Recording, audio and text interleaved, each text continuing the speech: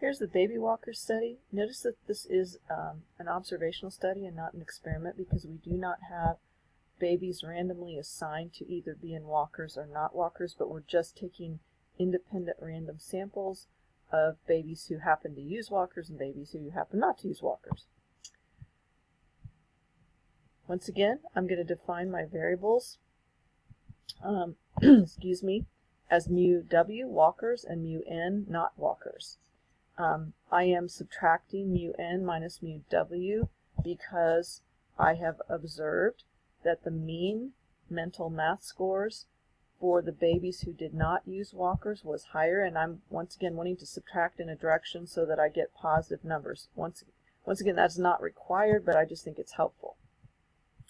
My alternate hypothesis is a not equal to because of the question saying, is the mean mental score of babies who use walkers different from the mean mental score of babies who do not?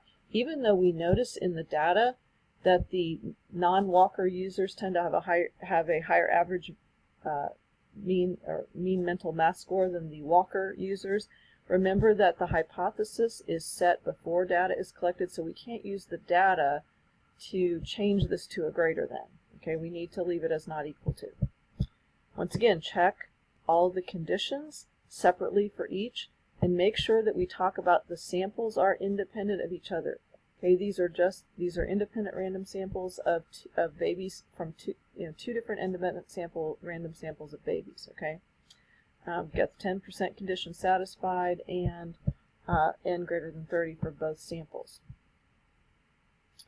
All right, so I did a 2-sample t-test. I have the results shown here from doing this on my calculator, and here's the things that I would want to see. I would want to see that here's my x bar 1 minus x bar 2.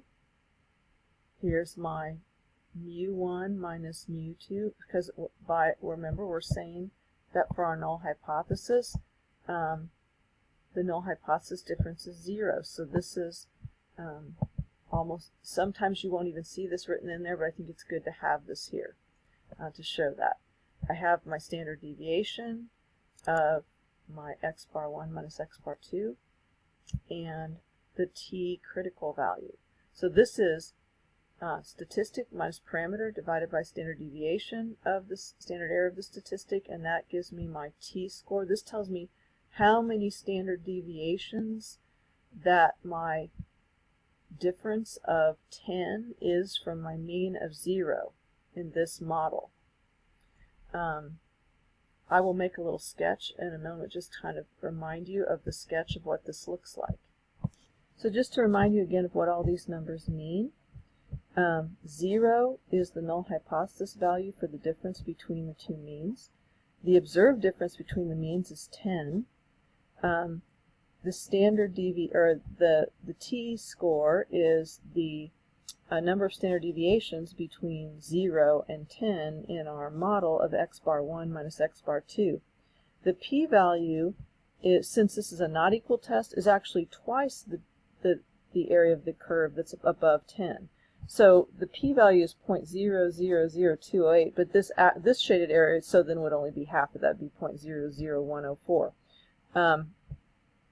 But of course the p-value we're looking for is this value. So once again, show the formula for t, show how it is calculated with the numbers in there. Write down the degree of freedom, write down the p-value, and I also wanted, of course, to state what I'm comparing p to, which is the alpha level. So since the p-value is less than alpha, and put the numbers in there, we reject the null hypothesis. In other words, we think that the null hypothesis is that there is no difference in the mean mental math scores of the two groups of babies. So we say there is convincing evidence that there is a difference in the true mean mental math scores. Once again, remember, difference in the mean, the true mean mental math scores of babies who do and do not use walkers. From the data, it appears that babies who do not use walkers tend to have higher scores on average. Okay, now I added that in, that we're only asking for the difference, but since the difference we see is a positive, that's a good thing to add in there. Suppose that a study using this design found a statistically significant result. Would it be reasonable to conclude that using a walker causes a change in mean mental math scores? Okay, so this goes back actually to question 2, when we were talking about experimental design and what we can conclude from experiments versus observational studies. This is not an experiment, it is an observational study. Remember that only experiments can be used to determine cause and effect. So, since this was an observational study, not an experiment, where babies are randomly assigned to use a walker or not use a walker, we cannot determine whether using a walker causes a change in mean mental math scores. Now, that would be sufficient to answer this question. However, you might be asked to explain a possible alternative explanation. So, perhaps there's another explanation for the observed association. So, we do see an association between not using a walker and a higher mean mental math score. So there might be some underlying cause that influences both things. Remember, that was called a confounding variable.